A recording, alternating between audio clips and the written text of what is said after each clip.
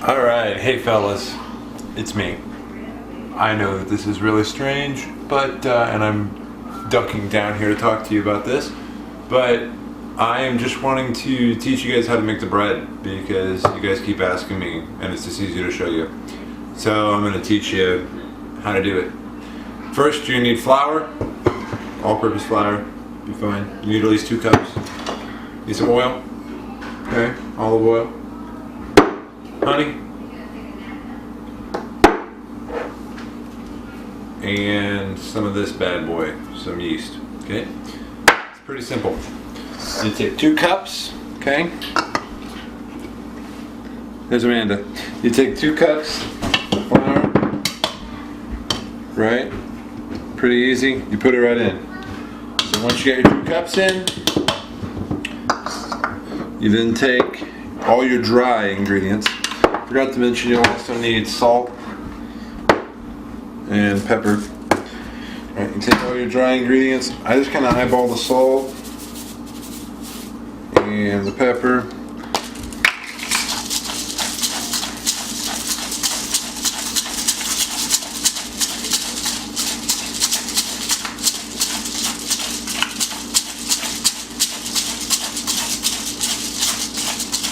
So that's nowhere near as much as it looks like.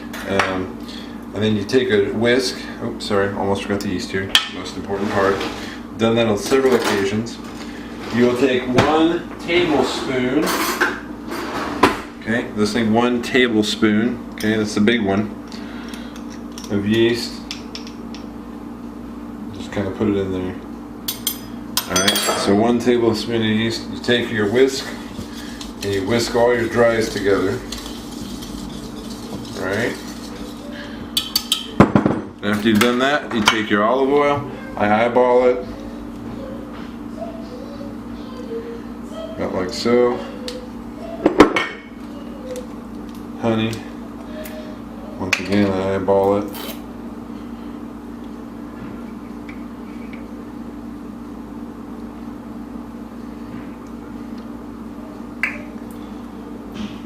So you must lick the honey off your fingers, don't waste it. It'll look something like that, right, in the bowl. Then you go over to your sink, you take the 1 cup, and you get warm water.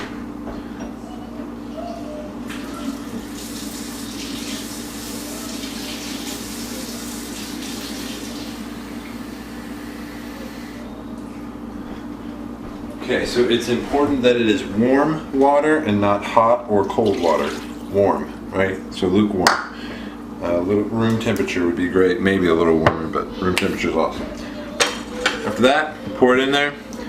And then I use a nice little dough spoon here.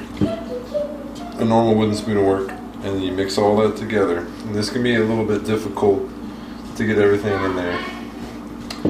But you just keep mixing it until they're all supposed to clump together. Alright, it's going to be pretty wet whenever we first begin the kneading process, which I'm getting ready to show you here in just a minute. But first you just get all of this in there together until it becomes a nice little ball, like so. Okay? It's going to be pretty wet. Go ahead and get all the stuff off your spatula and get it back in the bowl. Just like that. Then take your spoon, throw it in the sink. Okay? Alright, now we'll start the kneading process. Okay, so as I said, you start the kneading process. Get you a little bit of scratch flour. Leave your flour out, by the way. Don't put your flour away. You'll probably need more than 2. You probably need more like 2 plus scratch. It's probably closer to 3 cups total. Then you take your dough, put it right on the countertop like that, get all the little crummies and stuff. Set your bowl aside, you'll need it in a minute. And then you start kneading. Okay, so when you first start touching, it'll be a little sticky. If it's too sticky to really get out of the bowl, you can put some flour on it in the bowl, that'll help out. But you just start by starting to sort of mix some dough right in, or some flour right in the top here. Right, and just kind of spread it out, fold it over just like that. And you just kind of keep doing that. stretching it. Alright, and then you'll feel it getting sticky. As you feel it getting sticky, you just add a little bit more flour to it. Alright. If you do this good, you should be able to use all the flour that's on the countertop as well. Just kind of soak all it up to where you have a somewhat fairly clean workspace. You're going to want to knead this for about, probably 5 to 10 minutes or until it's nice and smooth and elasticy. You don't want there to be a lot of flour left over. It's starting to get there. It's a little on the sticky side, but sticky is good. The wetter it is and the longer you let it rise, the softer it's going to be. The lighter the dough is going to seem. So I've got it. See where it sticks a little bit to my hand, but not really. You see how it kind of elastics back there? How it kind of, when I push it, it sort of comes back. That's kind of what we're looking for. And you can't really knead it too much, like in the fact of you can't, I don't feel like you can really over knead it. I guess if you did it for hours you could, but just get it nice and smooth. Some people say to knead it for up to 10 minutes. I rarely do. I usually knead it maybe 4 to 5, if that, maybe 3. But I've done this a lot, so when you first do it, it may take you a little while longer, but I just kind of keep pressing it out and rolling it over, just like that. Okay, and then once you got it nice and smooth, roll it up into a ball. Okay, get yourself a nice little ball there of dough. Take your bowl, put it back in the bowl. Take a rag, make sure it's placed nice over the top. You put it in there. Some people damp the rag. You can do that, but then you just let it rise.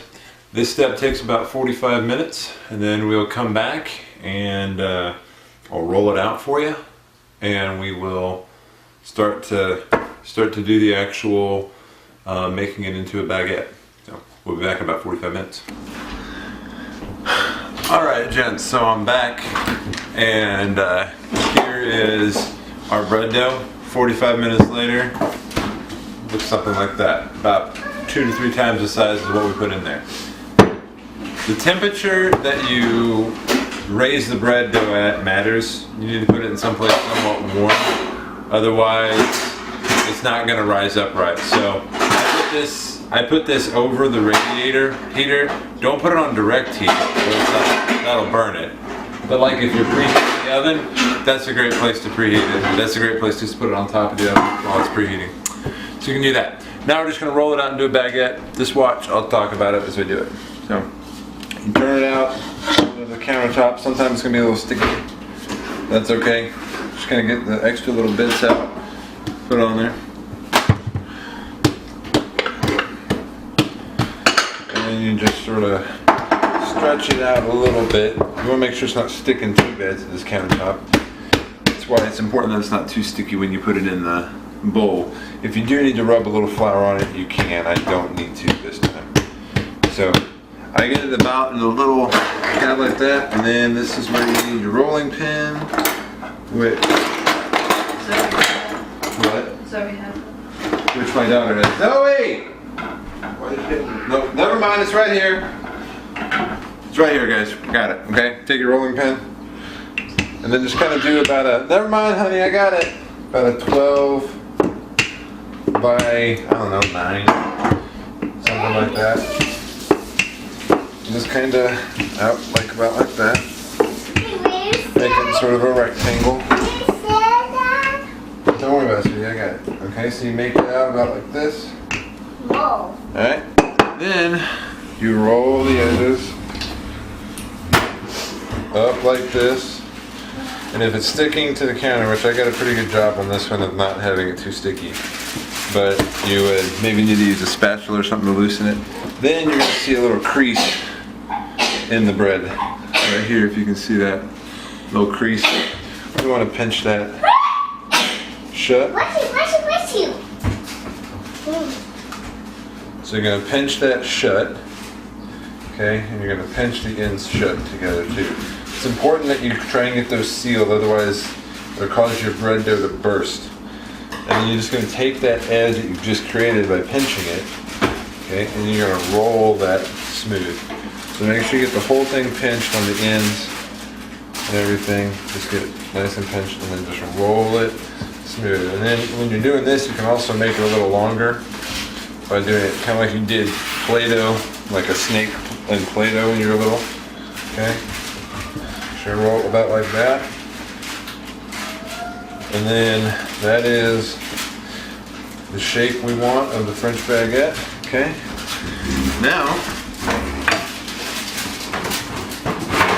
you have a second stage of rising. So all in all, this thing takes probably about, I don't know, probably 2 hours, 2 hours and 15 minutes from start to end when you count in baking and rising time. So spray yourself a little cookie sheet.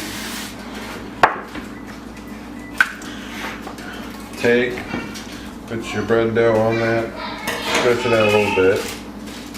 Now it will rise, so don't worry about it if it doesn't take up the whole pan. It will rise on you. Alright, so once you got that on there like that, a bit more elastic than normal. Take your little knife, okay? Get you some little slits. These slits are going to be the actual bread pieces. So I cut several of them, because this is going to be where you actually cut your bread whenever you bring it up. I know some people just do the 3 slits, that's fine, it just makes cutting the bread later harder. So I just cut my bread slices now. It makes it a lot easier for later on.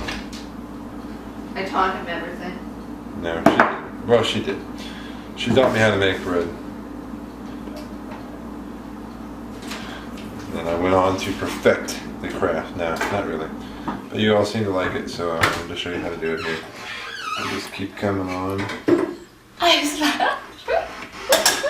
Now you can't use it. So of course I'm going to use it. That was your own fault. I'm not remaking the bread. So, Amanda just embarrassed herself. I'm not embarrassed. She's not embarrassed, she said. I'm not embarrassed. So, it'll look like this, roughly. Okay, if it's going to the edges, that's fine too. But you just want to sit it down on there, maybe kind of perk it up a bit. And then take that same rag that you used earlier, pick it back up, place it over it. Once again, set it in a warm spot. And try not to make it too tight. You want the bread dough to be able to push it up your cloth, and then just go put it in a nice warm spot for about 45 minutes or so more. And then in about 45 minutes, you will get it and stick it in the oven. When you stick it in the oven, you want to put it in the oven for about, well, in my oven it's about 18 minutes at 350 degrees. Each oven's different. Mine's a bit on the fast side, so probably like 20, 23, 24 minutes probably on most ovens. Whenever it comes out, it'll be nice and brown on the outside. It'll have a nice crunchy sound, a crunch. That crunch means it's done. So I'm not going to show you guys that part. I've just showed you how to do the main thing. You let it rise for about another 45 minutes, like I said, and then before I put it in the oven, I take some olive oil and I brush the tops and the sides of it with a nice little coat of olive oil, and then you salt and pepper the top of it, like you've seen me do probably before, but salt and pepper the top of it, stick it in the oven, and then, like I said, 18-20 minutes later, it's going to come out hot. I usually try and get it off of the cookie sheet pan as soon as I get it out of the oven and put it on a breadboard or a cooling rack or something, just so it's not so it doesn't get burnt on the bottom. Get ready to catch some girls with your new skill. Yeah, it'll get you some chicks. My wife's a total cheese ball. Anyways, see you guys.